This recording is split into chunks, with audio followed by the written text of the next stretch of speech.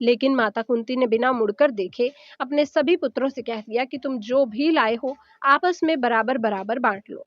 जब सभी पांडव भाई ने ये बात सुनी तो वो काफी हैरान हो गए, लेकिन उसके बाद उन सभी ने अपनी माता की इस आज्ञा को मानकर दिव्य द्रौपदी से विवाह कर लिया। दोस्तों, आपको बता दें कि जब पांचों पांडव की माता कुंती ने सभी को द्रौपदी से विवाह करने के लिए कहा था, तो शुरुआत में द्रौपदी पांचों पांडव से विवाह करने के लिए नहीं मानी। लेकिन कुछ समय के बाद उन्होंने पांचों पांडवों से विवाह करने के लिए एक शर्त रखी, जिसके मुताबिक ये बताया जाता है कि उन्होंने पांचों पांडवों से ये कहा कि मैं आप सभी से विवाह करने को तैयार हूँ, लेकिन आप पांचों में से कोई भी किसी अन्य स्त्री को अपनी पत्नी के रूप में कभी भी इंद्रप्रस्थ नहीं लाएगा, यानी कि वो कभी भी अपनी गृहस्थी को किसी दूसरी महिला के साथ साझा नहीं करेगी। दोस्तों, यही वजह है कि पांचों पांडवों की पत्नी के रूप में सिर्फ द्रौपदी ही इंद्रप्रस्थ की एकमात्र रानी थी। तो दोस्तों, जब द्रौपदी माता कुंती की कुटिया में पहुंची थी, तो माता कुंती ने पांचों पांडवों को ये आदेश दिया था कि वो जो भी लाए हैं उसे पांचों भाई आपस में बांट लें। लेकिन जब माता कुंती ने मुड़कर देखा तो वो भी हैरान हो गई और सोच। अस्सलाम वालेकुम दोस्तों, आज हम जानने वाले हैं द्रौपदी ऐसा किरदार है जो महाभारत में बहुत स्पेशल किरदार है। और इस स्पेशल किरदार के बारे में आज हम जानने वाले हैं कि द्रौपदी कौन थी, इसने कौन से कारनामे अंजाम दिए, क्या ये शहजादी थी, मलका थी, महारानी थी, क्या थी, और महाभारत में इसका क्या किरदार था। महाभारत जो बहुत बड़ी युद्ध है, और भारत ऐसा ऐसी बुक है कि जिसमें ये किरदार बहुत अहम है। जहाँ भी आप महाभारत का जिक्र सुनेंगे तो द्रौपदी का नाम भी आप जरूर सुनेंगे। लेट्स सी दोस्तों। दोस्तों, महाभारत दुनिया के सबसे प्रसिद्ध और ऐतिहासिक ग्रंथ में से एक है। हिंदू धर्म के इस ग्रंथ में ऐसी बहुत सी कहानियां हैं जो कि आज भी लोगों के लिए एक रहस्य बनी हुई है। ऐसी ही एक कहानी है द्रौपदी की। दोस्तों, हमारा दावा है कि अगर आपने कभी भी महाभारत बढ़िया तरह देखी होगी तो आप महाभारत में सबसे अहम किरदार निभाने वाली द्रौपदी को जरूर जानते होंगे। तो दोस्तों, द्रौपदी का ऐसा कौन सा रहस्य था जो कि महाभारत में छुपाया गया? वैसे तो दोस्तों बहुत सारे रहस्य थे, तो आज जानते हैं इस वीडियो में कि वो कौन से रहस्य थे जो कि दुनिया से और महाभारत में छुपाए गए। दोस्तों, महाभारत की कथा के अनुसार ऐसा बताया जाता है कि जब द्रौपदी का जन्म नहीं हो पाया था, तो उससे पहले द्रौपदी के पिता राजा द्रुपद और गुरु द्रोणाचार्य के बीच घनघोर दुश्मनी हुआ करती थी, और इन दोनों के बीच में युद्ध भी हो चुका था, जिसमें द्रोणाचार्य ने अपने शिष्य अर्जुन से राजा द्रुपद को हार का सामना करवाया था। हालांकि बताया जाता है कि राजा द्रुपद और द्रोणाचार्य के बीच में ये युद्ध राज्य सीमा को लेकर हुआ था, जिसमें गुरु द्रोणाचार्य की तरफ से अर्जुन ने युद्ध करके राजा द्रुपद को आधे राज्य पर अपना कब्जा कर लिया था।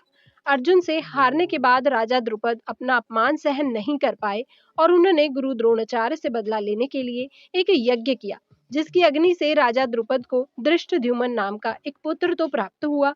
इसके साथ साथ उन्हें कमल नेत्रों जैसी एक सुंदर कन्या भी पुत्री के रूप में मिली, और जिसका नाम द्रौपदी रखा गया। दोस्तों, द्रौपदी के यज्ञ की अग्नि से प्रकट होने के बाद एक आकाशवाणी हुई, जिस दौरान ये बताया गया कि द्रौपदी का जन्म पूरे आर्यवत में धर्म की पुनः स्थापना के लिए ही हुआ है। तो दोस्तों, ये तो हम सबको पता है कि महाभारत में द्रौपदी को 5 पुरुषों से विवाह करना पड़ा था। लेकिन दोस्तों, आखिर ऐसा हुआ क्यों था? तो हम आपको बता दें कि राजा द्रुपद ने द्रौपदी के स्वयंवर के आयोजन किया। तो उसी समय एक बात है कि पांचों पांडव युधिष्ठिर, अर्जुन, भीम, नकुल और सहदेव सभी वनवास काट रहे थे, और जब पांचों पांडव अपनी माता कुंती के लिए भोजन की तलाश कर रहे थे, तो उन्होंने देखा कि उनके सामने के एक महल में एक सुंदर स्त्री यानी कि द्रौपदी का स्वयंवर हो रहा है। जब पांचों पांडव इस स्वयंवर में गए, तो उनमें से अर्जुन ने स्वयंवर की शर्त को पूरा करके द्रौपदी को जीत लिया और अपने चारों भाइयों के साथ द्रौपदी को अपनी माता कुंती के पास ले आए। पांचों पांडव द्रौपदी को जैसे अपनी माता कुंती के पास ले गए, तो उन्होंने माता कुंती से कहा कि हे माँ, देखो आज हम आपके लिए क्या तोहफा लाए हैं। लेकिन माता कुंती ने बिना मुड़कर देखे अपने सभी पुत्रों से कह दिया कि तुम जो भी लाए हो आपस में बराबर बराबर बांट लो। जब सभी पांडव भाई ने ये बात सुनी तो वो काफी हैरान हो गए, लेकिन उसके बाद उन सभी ने अपनी माता की इस आज्ञा को मानकर दिव्य द्रौपदी से विवाह कर लिया। दोस्तों, आपको बता दें कि जब पांचों पांडव की माता कुंती ने सभी को द्रौपदी से विवाह करने के लिए कहा था, तो शुरुआत में द्रौपदी पांचों पांडव से विवाह करने के लिए नहीं मानी।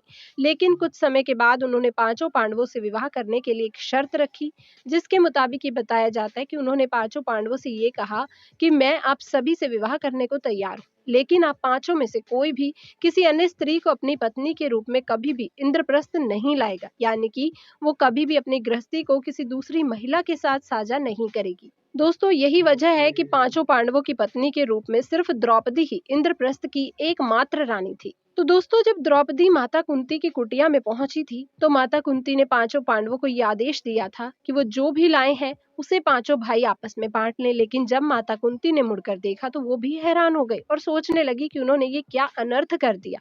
अपने बेटी समान बहू को पांच पुरुषों के साथ विवाह के लिए मजबूर कर दिया।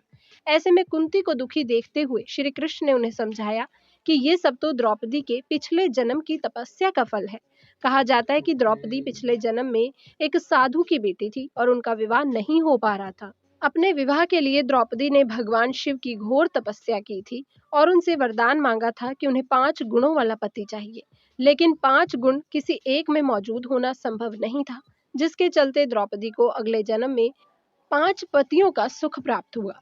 दोस्तों महाभारत के दौरान द्रौपदी ने बताया था कि एक पतिव्रता स्त्री में कौन से लक्षण होने चाहिए।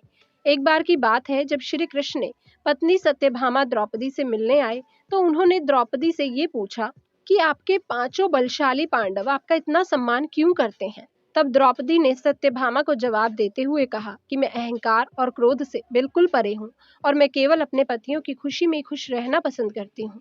मैंने जब से पांचों पांडवों के साथ विवाह किया है तब से मैं किसी भी अन्य पुरुष को देखकर आकर्षित नहीं होती हूँ और मेरा तन मन सब कुछ पांडवों का ही हो चुका है।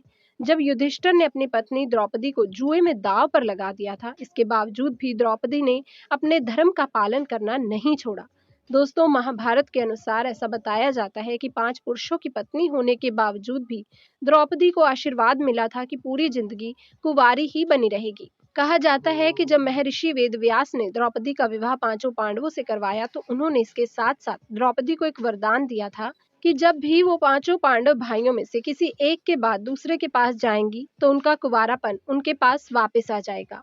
दोस्तों महाभारत में ऐसा बताया जाता है कि द्रौपदी जब पांचों पांडवों से विवाह करने के बाद अपने निवास स्थान आई थी तो उन्होंने पांचों पांडवों से ये कहा था कि वो एक समय में केवल एक पांडव के साथ ही निवास करेंगी और अगर कोई इस नियम को तोड़ेगा उसे वनवास में रहकर कठोर ब्रह्मचर्य का पालन करना पड़ेगा।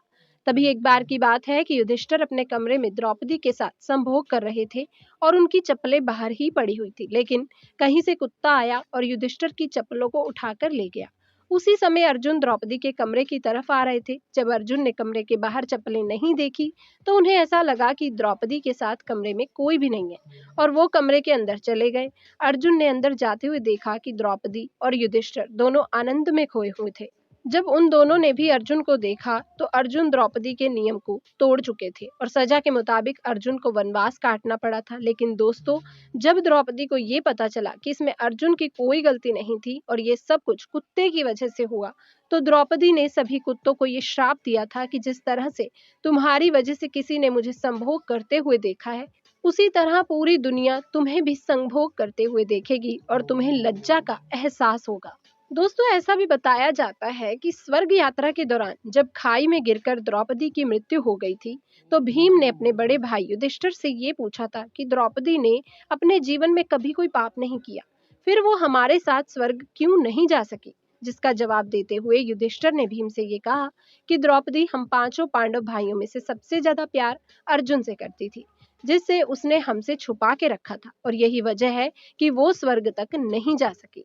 परंतु दोस्तों बताया ये भी जाता है कि द्रौपदी ने कर्ण के प्रेम का रहस्य भी छुपाया था। दोस्तों बताया जाता है कि द्रौपदी जब वनवास का 12वां वर्ष काट रही थी तो एक दिन वो 5 पांडवों के साथ जंगल से गुजर रही थी जहां उन्होंने एक जामुन का पेड़ देखा और जामुन के पेड़ में जामुन का गुच्छा लटक रहा था। जामुन के गुच्छे को देखते ही द्रौपदी ने उसे तोड़ लिया। तभी वहां श्री कृष्ण प्रकट हुए और उन्होंने द्रौपदी को बताया कि एक साधु अपना 12 वर्ष का उपवास करके उसे खाने वाला था और अब तुम्हें उस साधु के श्राप का शिकार होना पड़ेगा। इसके साथ ही श्री कृष्ण ने ये कहा कि यदि जामुन के पेड़ के नीचे जाकर तुम अपने जीवन का एक ऐसा सत्य बोलोगी जिसे तुमने सबसे छुपाया हो तो उस पेड़ पर जामुन का गुच्छा वापस लग जाएगा।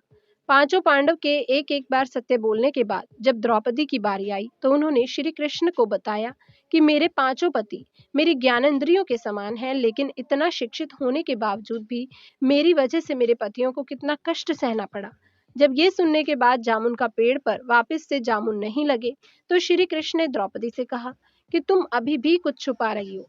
तब द्रौपदी ने पांचों पांडवों और श्री कृष्ण को ये बताया कि जब मेरा विवाह नहीं हुआ था तो पांचों पांडवों के अलावा ऐसा पुरुष भी था जिससे मैं पांचों पांडवों से भी अधिक प्रेम करती थी, और वो पुरुष कोई और नहीं था बल्कि अंगराज कर्ण था। केवल एक शूद्र पुत्र होने की वजह से मैंने उससे विवाह नहीं किया। द्रौपदी का ये सच सुनते ही पांचों पांडव काफी हैरान रह गए और श्री कृष्ण के वादे के अनुसार जामुन का गुच्छा वापस पेड़ पर लग गया। दोस्तों, द्रौपदी ऐसा किरदार था कि जिसके 5 शोहर थे, जिसके 5 हस्बैंड थे एट अ टाइम, एक वक्त में जिसकी 5 मर्दों से शादी हुई। हमने ऐसा किरदार बहुत कम देखे हैं, और मैंने तो अपनी ज़िंदगी में कोई ऐसा किरदार नहीं सुना आज तक। आज मैंने पहला किरदार द्रौपदी का सुना, जिसके 5 शोहर थे। हाँ, बीवियाँ एक से ज़्यादा होना और बात है, लेकिन शोहरों का भी हो सकता है कि एक बीवी के 5 शोहर या एक से ज़्यादा शोहर। तो ये मैंने पहली दफ़ा सुना।